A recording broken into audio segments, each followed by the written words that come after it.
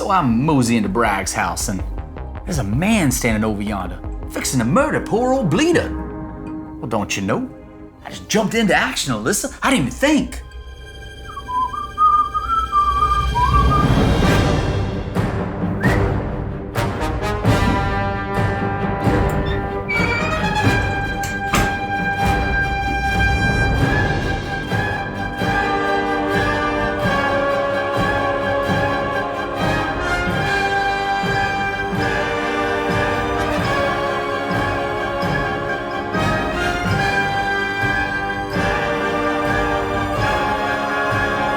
You won't get it?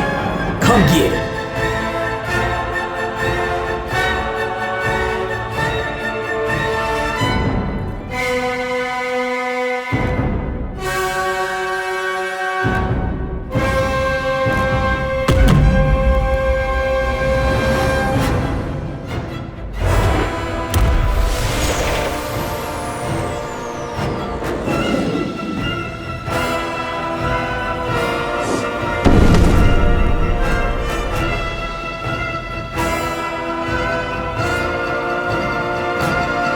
That fella, he was strong too. I mean, he was corn-fed.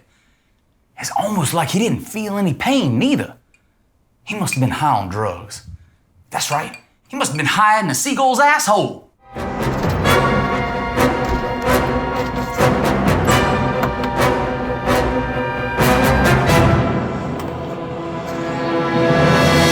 and he was trying to take me down hard too. But I thought quick. I used my upper story, you know, my noggin.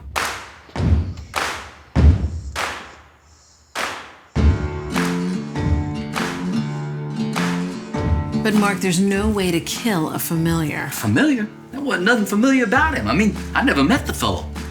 No, that's not what I mean. How did you stop him? Oh, little lady. I'm from the great state of Texas, and one of my youthful passions was the junior intramural rodeo. I learned life skills there. Like what? Like steer wrestling and bell racing and hog messing. You know, the essentials. And I was the best dang hog tie in my county. You can ask Season. Season? Yeah, well, you know, she's seen the whole movies. Oh. Anyway, I lassoed that guy's ass and the rest of him too. And here's the kicker. I left him tied to the post on Bragg's deck. Ooh.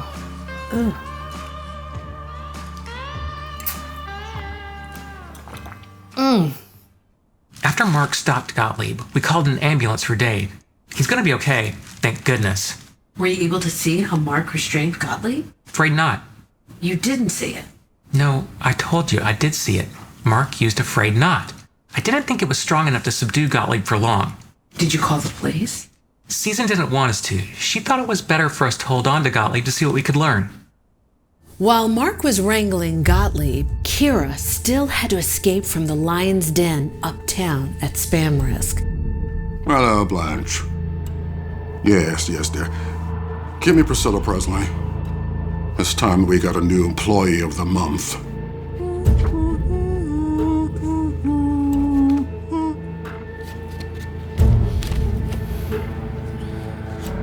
Professor Bragg, there's a file in here on you. And some kid. A file on me?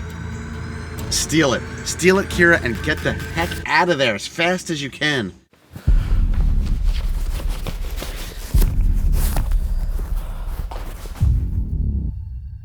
Uh-oh. Someone just turned out the lights. I can't see anything. Shit, Kira, you have got to get out of there. I can't see.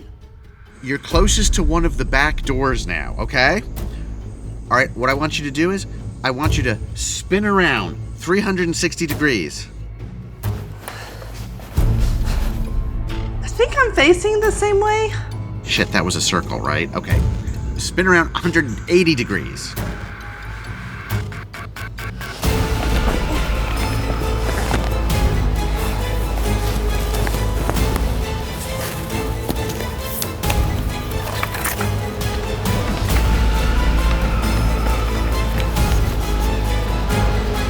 It's a straight line to the parking lot. Go! Go! Oh, where are you going, Priscilla? I have to pee.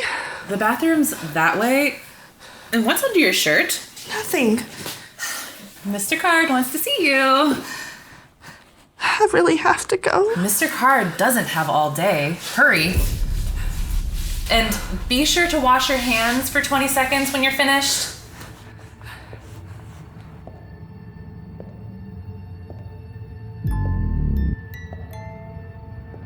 I'll meet you at the back door. Hurry, Kira, hurry.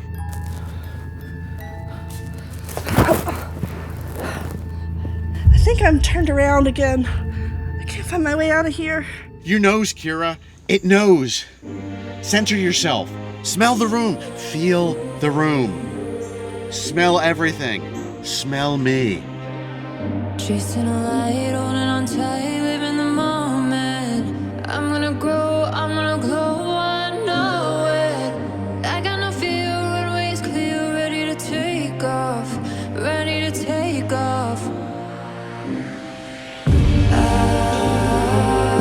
Now go, as fast as you can. I know I'm looking in the right way. Kira, you have got to go faster. You're not gonna make it. Yes, I am.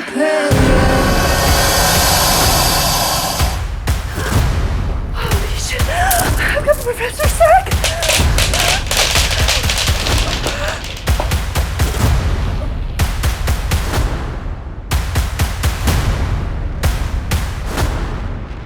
It was like this odor radar just activated, and I echolocated my way to the door.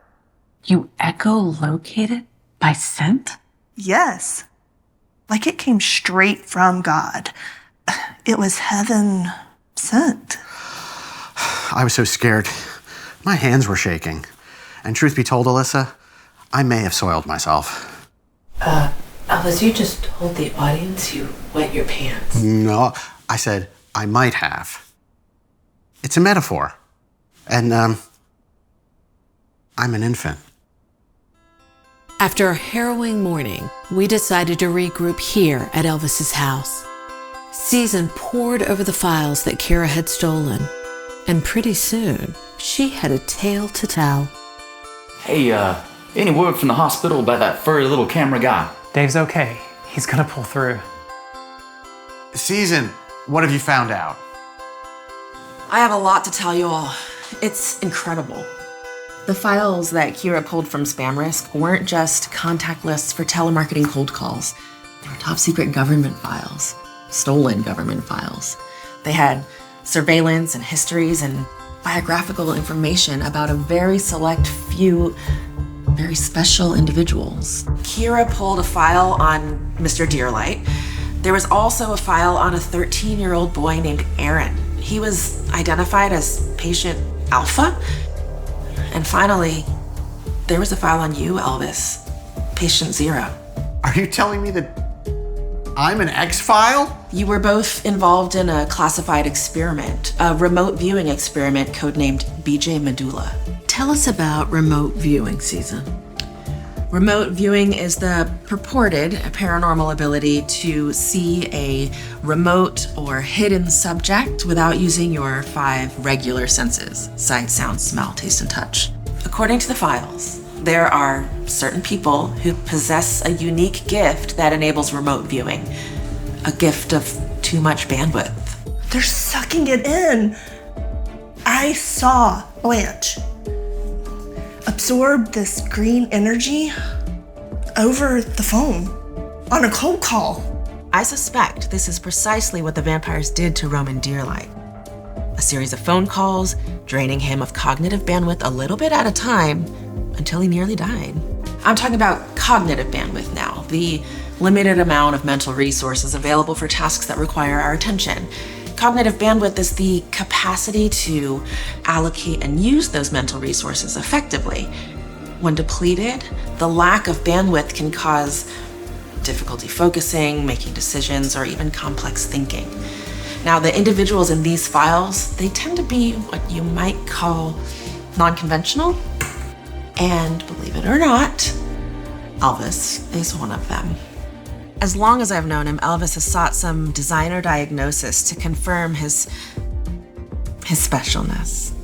Yeah, he's always saying he's neurospicy, which is a laugh, really, because he can't stand any level of spice. Well, maybe neurospicy isn't the right word. I mean, have you ever met anyone who thinks that onion powder is too strong? Perhaps I'm neurosweet. I'm delicious, optimistic chocolate.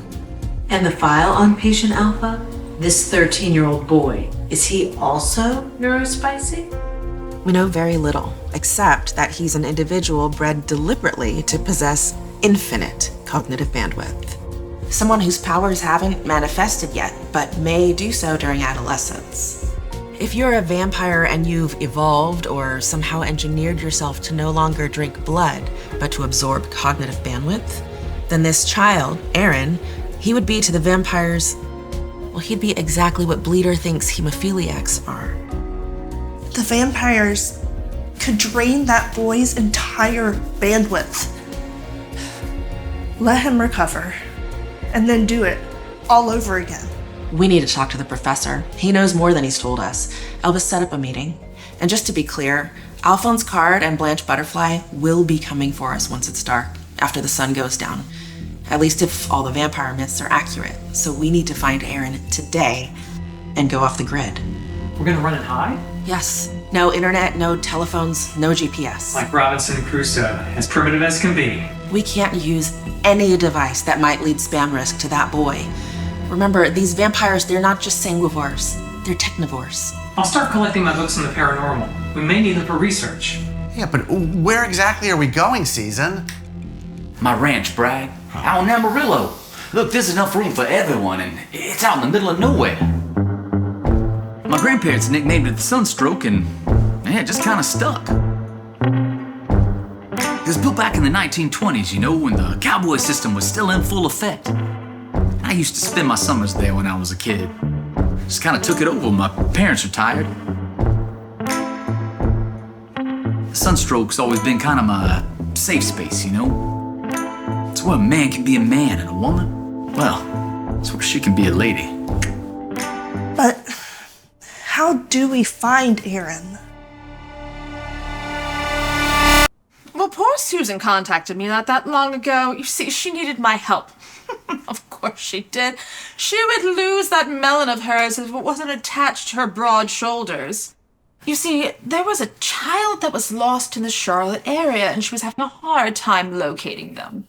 And did you find him? Well, of course I did. I contacted my beloved tarot cards. Better than any Google search, really. And after talking with them, they told me that Aaron, patient Alpha, could easily be found at the last kid's resort.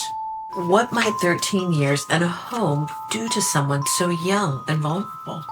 Really, they would have to go through years and years of therapy with me. Well, how will you reach him? Oh, Alyssa, I would have thought you would have known better by now. Clearly I would be using such amazing, astounding services as puppet therapy. Are you sure about the professor, Elvis? I mean, he's the one who told us about BJ Medulla in the first place. Exactly. That's how we know we can trust him, Season. But we don't even know his real name.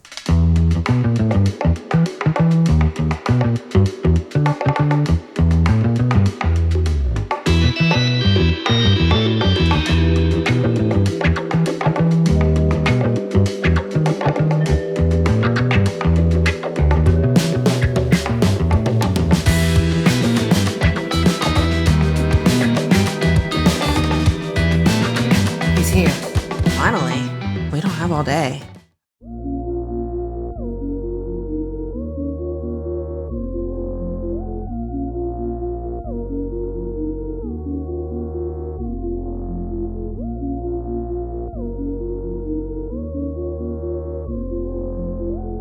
Elvis, the fact of the matter is, I've been your CIA handler since 2019, back at the belly button of reality.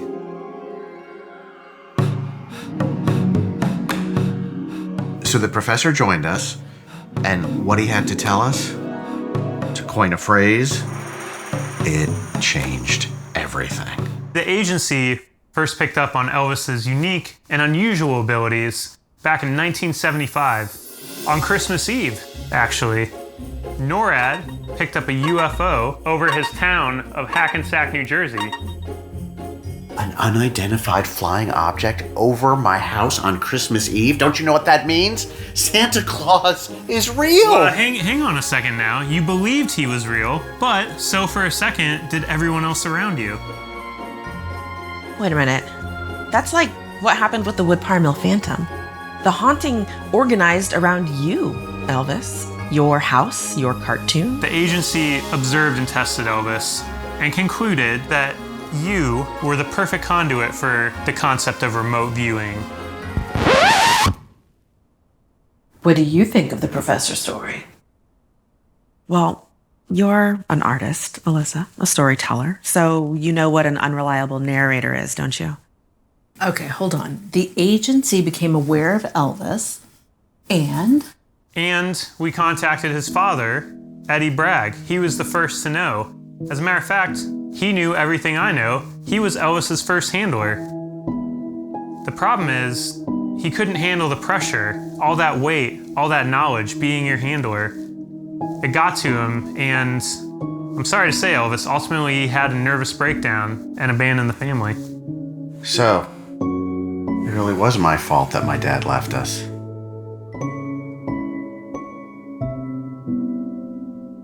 Hearing that news, it was a gut punch right to my heart.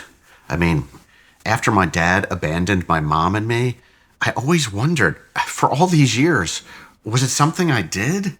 Was it something I said? Did my dad just not love me? And now, I have my answer. I know. It was me. It was me all along. Elvis, I know this is really hard for you to talk about, but if you could just tell us that story, the way you remember it, of your dad leaving. Okay.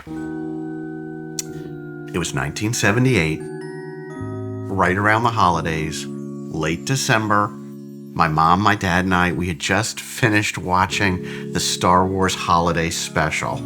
So I was having a great day. And then we decided it was time to decorate the Christmas tree. And my dad put on his favorite Christmas album. It was Disco Noel. But then, right in the middle of the Village People's rendition of Little Drummer Boy, my dad, out of the blue, stops decorating and he says, "We're out of eggnog." And Alyssa, he was right. We were out of eggnog, and my dad, he loves eggnog. So he stops decorating, he gets his keys, he leaves the house to go get some eggnog. He never came back. That was the last I ever saw of him. Did you ever hear from him again? Not directly, no. But about a week after he left, I walked out onto the back porch, and sitting right there was a carton of eggnog. I interpreted that as a message. A message from your father, Eddie Bragg. A message from my father, yes. He left that for me. I mean, it was his last connection to me. He was telling me something important, right? So I took that carton in the house, I sat down, and I drank that whole carton in one sitting because I knew he loved eggnog and he would have wanted me to have it. The thing is, it had been out there a week, so it was spoiled. I mean, it was rotten. So I got sick as a dog and I was throwing up everywhere. I threw up into the oven and into the sink and into the refrigerator a couple times. To this day, when I vomit or I smell vomit, I think of my dad. You see, what I found, Elvis, and truly why I want to be your friend and not just your handler, is you, more than anyone I've ever met, have this crazy capacity to operate as a lighthouse. Isn't the professor's story the realization of your lifelong dream? The discovery and confirmation of the paranormal. You have the power to draw individuals in and help them find their best destiny. Like a moth to a flame, more like. I mean, as always, it's my job to keep Elvis honest. I can't just accept things at face value. I need evidence. And what about this child, patient Alpha? There was a woman with him who presumably was his mother, but the woman disappeared, and ultimately the child was abandoned in a state home. All I could think about when the professor was telling us everything was this boy, patient Alpha.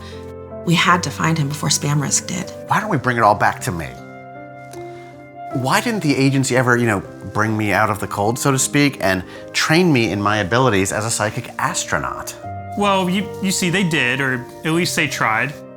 It was the summer of 1988. You were 17 years old, and you thought you were going to a Christmas-themed summer camp in Newark, New Jersey.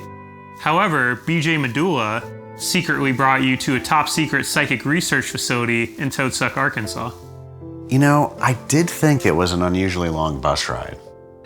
But why don't I have any memories of this training in Toadsuck?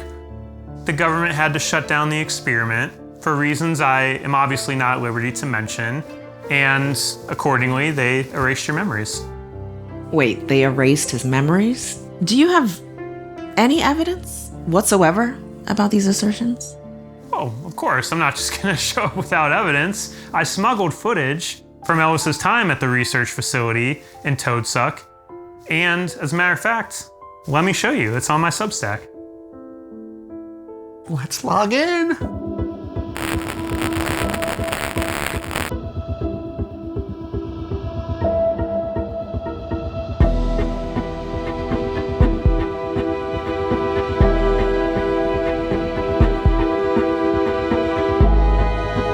Do you think the images the professor shared with us are real?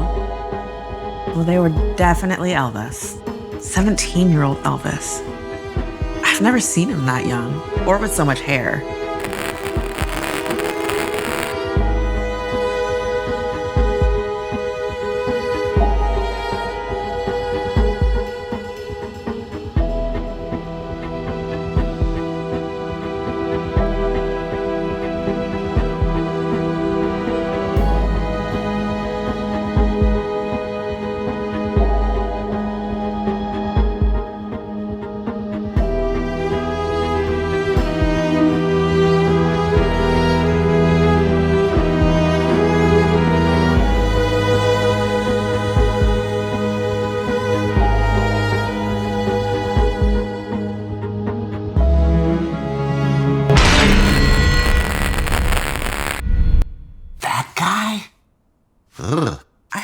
Idea who he is, why he was there, or what happened next even, Alyssa.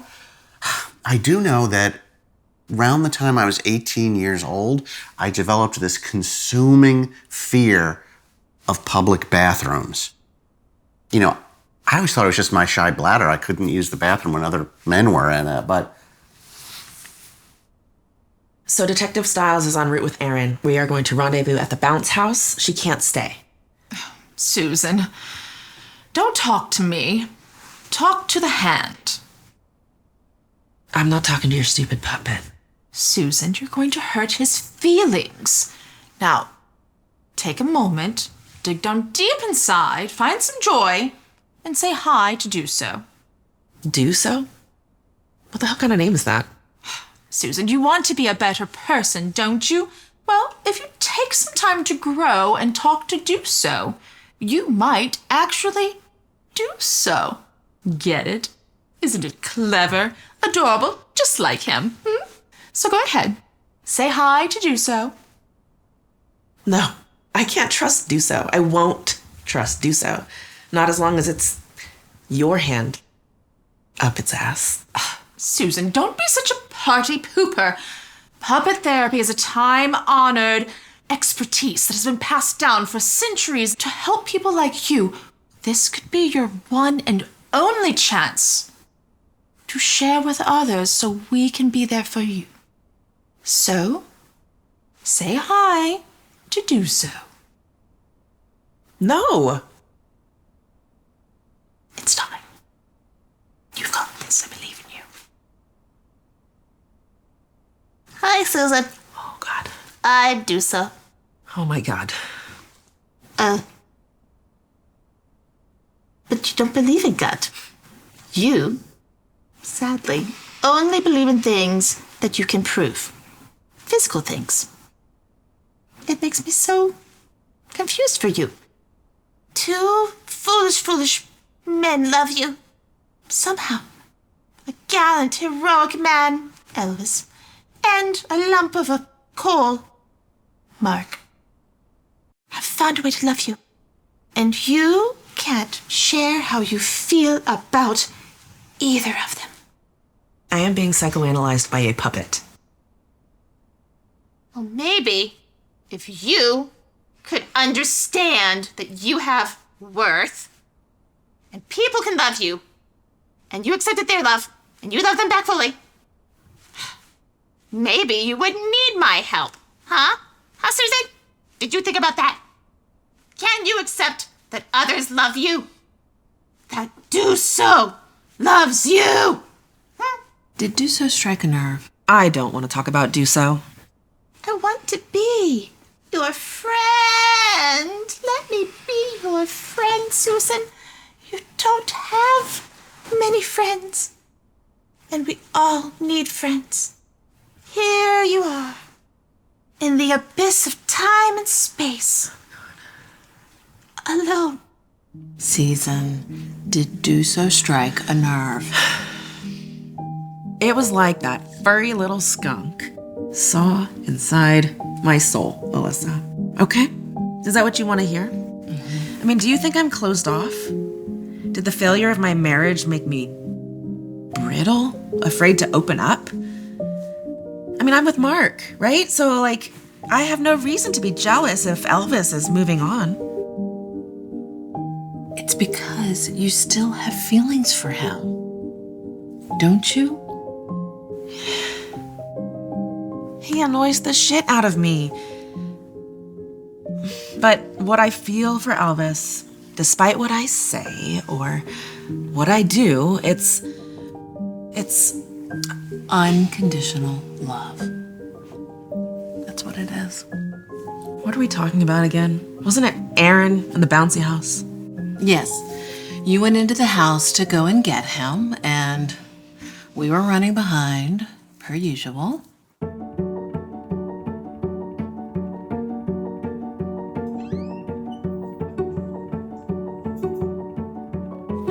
Hello.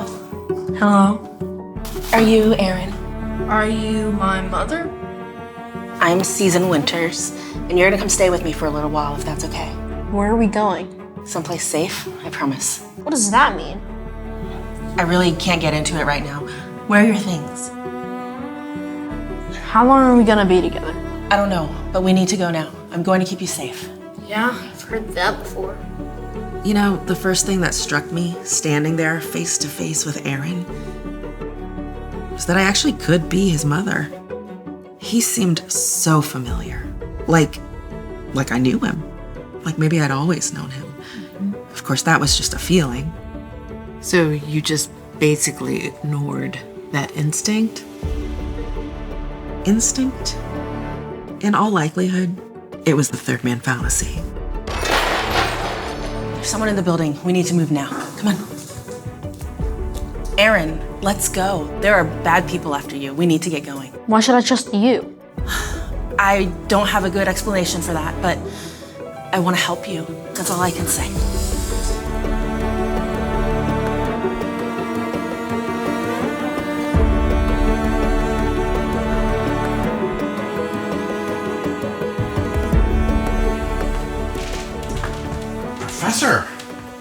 Professor, looking sharp today. Wow. So, what are you doing here, though? I thought you left.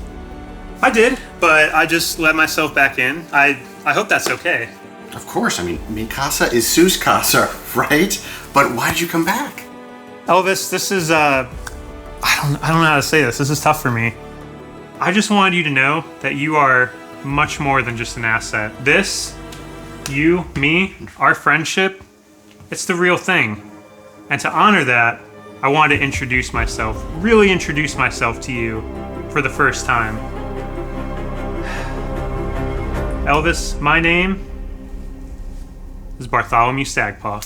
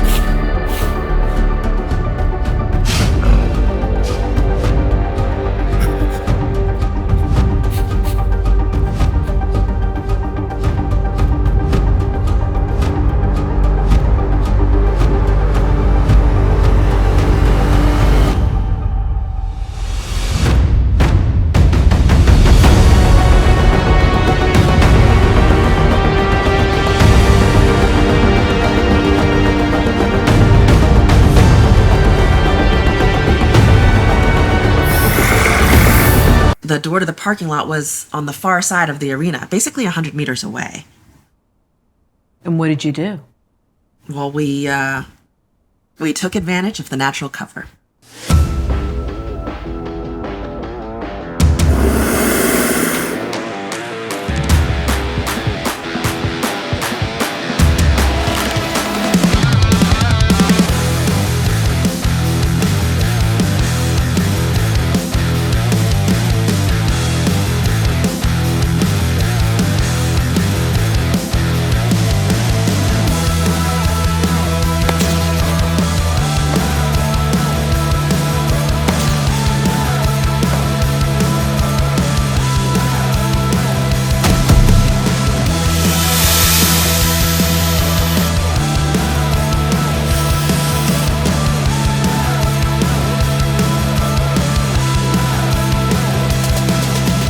We made it to the parking lot, and then to the car, finally to safety. And then I got a phone call. Who was it? It was Detective Stiles. She was at Elvis's house. Gottlieb had gotten free. Man, stop. This is a crime scene. Let me through! I said stop! What happened? Is anyone in there? Is everything okay? No, Miss Winters. Season. What? Let me through! There's been a death. What? Who? It's your husband. My husband? Mark? Elvis? It's Elvis. Elvis Bragg. He's dead.